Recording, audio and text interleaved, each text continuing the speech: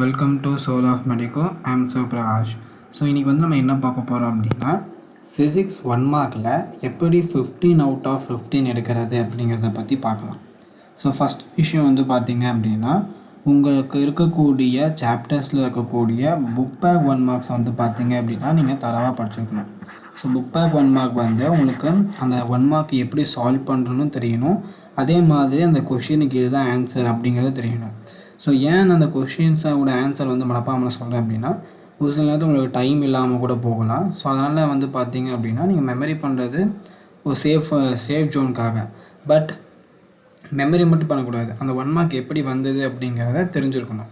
So ரெண்டுமே அவசியம். ஒன்று மெமரியும் பண்ணியிருக்கணும், அதே மாதிரி அந்த 1 மார்க் எப்படி வந்தது அப்படிங்கிறதையும் தெரிஞ்சுருக்கணும். இப்போது நம்ம எப்படியெல்லாம் இன்டீரியர் 1 மார்க்ஸ் கேட்பாங்க அப்படிங்கிறத பற்றி டிஸ்கஸ் பண்ணலாம். ஃபஸ்ட்டு விஷயம் என்ன அப்படின்னா, யூனிட்ஸ் அண்ட் டைமென்ஷன். ஸோ இது வந்து 11த்துக்கும் சரி 12த்துக்கும் சரி ரெண்டுமே காமன் தான். 11th ஸ்டாண்டர்டும் இந்த வீடியோவை பார்க்கலாம், ஏன்னா அவங்களுக்கு இது காமனாக தான் இருக்கும். 1 மார்க்ஸில் வந்து பார்த்திங்கன்னா இந்த டைப்பில் தான் கொஷின் கேட்பாங்க. ஃபஸ்ட்டு வந்து பார்த்திங்க அப்படின்னா யூனிட்ஸ் அண்ட் மெஷர்மெண்ட், இந்த டைப்பில் கொஷின் கேட்பாங்க. எக்ஸாம்பிளுக்கு டெம்பரேச்சர் கோஎஃபிஷியன்ட்டுடைய யூனிட் என்ன, இது மாதிரியான கொஷின்ஸ் உங்களுக்கு கேட்கலாம்.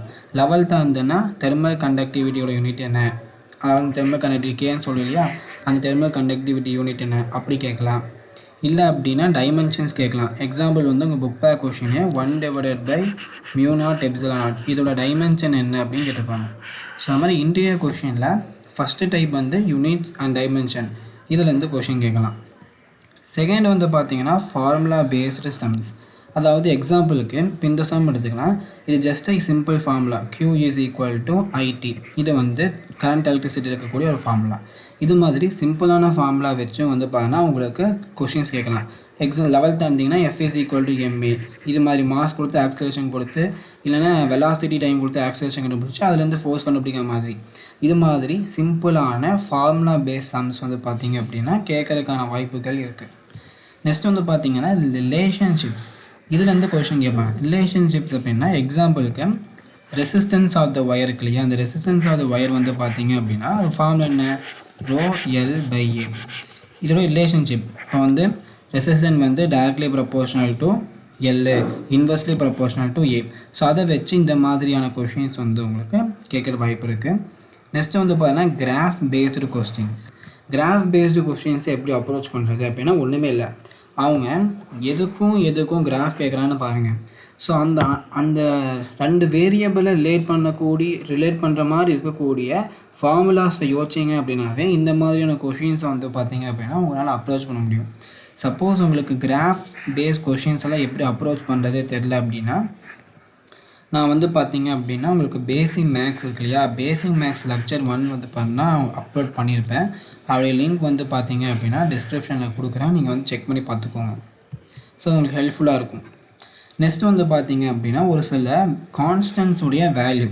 எக்ஸாம்பிள் வந்து 1 வெப்பருடைய வேல்யூ வந்து 10⁸ மேக்ஸ்வெல். இது மாதிரி எதெல்லாம் கேட்கலாம் அப்படின்னா கேவோட வேல்யூ, ப்ரொபோர்ஷனாலிட்டி கான்ஸ்டன்ட் 9 × 10⁻9 வருமா.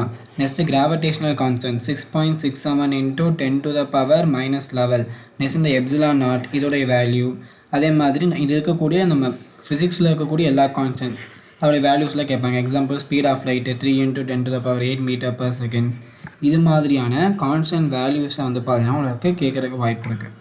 நெக்ஸ்ட் வந்து பார்த்தீங்கன்னா கான்செப்ட் பேஸ்டு கொஷின்ஸ். எக்ஸாம்பிளுக்கு அந்த கொஷின் எழுதிருக்கேன். இது மாதிரி உங்கள் கான்செப்ட் நீங்கள் அண்டர்ஸ்டாண்ட் பண்ணியிருக்கீங்களா அப்படிங்கிற மாதிரியான கொஷின்ஸ் வந்து பார்த்தீங்கன்னா இது மாதிரி கேட்கறதுக்கு வாய்ப்பு இருக்குது. ஸோ இந்த மாதிரியான கொஷின்ஸையும் நீங்கள் வந்து பார்த்துக்கோங்க. நெக்ஸ்ட்டு வந்து பார்த்தீங்க அப்படின்னா which concept of physics used in this application. அதாவது ஏதோ ஒரு அப்ளிகேஷன் கொடுத்துருவாங்க. எக்ஸாம்பிளுக்கு வந்து பார்த்தீங்கன்னா நான் வந்து என்ன எடுத்துக்கலாம், ஜெனரேட்டர் எடுத்துக்கிறேன், ஏசி ஜெனரேட்டர். இந்த ஏசி ஜெனரேட்டரில் எந்த அப்ளிகேஷன், அதாவது எந்த ஃபினாமினன் இருக்குது அப்படின்னா மியூச்சுவல் இண்டக்ஷன் இருக்கும். அப்போ ஏசி ஜெனரேட்டர் வந்து எதோட அப்ளிகேஷன் அப்படின்னா மியூச்சுவல் இண்டக்டன்ஸ் அதோட அப்ளிகேஷன். ஸோ இது மாதிரி ஒரு இது கொடுத்து அது எதோட ஃபினாமினன், இது மாதிரியான கொஷின்ஸ் வந்து பார்த்தீங்கன்னா உங்களுக்கு கேட்பாங்க. ஸோ அதெல்லாம் நீங்கள் பார்த்துக்கணும். நெக்ஸ்ட்டு முக்கியமானது ரேஷியோ பேஸ்டு சம்ஸ். அதாவது உங்களுக்கு ரேஷியோ மாதிரியோ சிம்பிளான ஃபார்முலா கொடுத்துட்டு, இப்போ எக்ஸாம்பிளுக்கு மேக்னெட்டிக் மூமெண்ட் ஃபார்முலா என்ன, PM = IA. ஏதோ சிம்பிளான ஃபார்முலா. இதில் ஏதோ 2 வேல்யூடைய ரேஷியோ கொடுத்து இன்னொரு 2 வேல்யூட ரேஷியோஸ் வந்து பார்த்தீங்கன்னா கம்பேர் பண்ணுற மாதிரி கொஷின்ஸ் கேட்பாங்க. ஸோ இந்த மாதிரியான கொஷின்ஸும் வந்து பார்த்தீங்க அப்படின்னா உங்களுக்கு கேட்பாங்க. ஸோ இந்த மாதிரியான இந்த 8 மாடல் கொஷின்ஸையும் நீங்கள் ப்ராக்டிஸ் பண்ணிட்டீங்க அப்படின்னா உங்களால் கண்டிப்பாக 50 out of 50 வந்து பார்த்தீங்க அப்படின்னா ஃபிசிக்ஸில் எடுக்க முடியும்.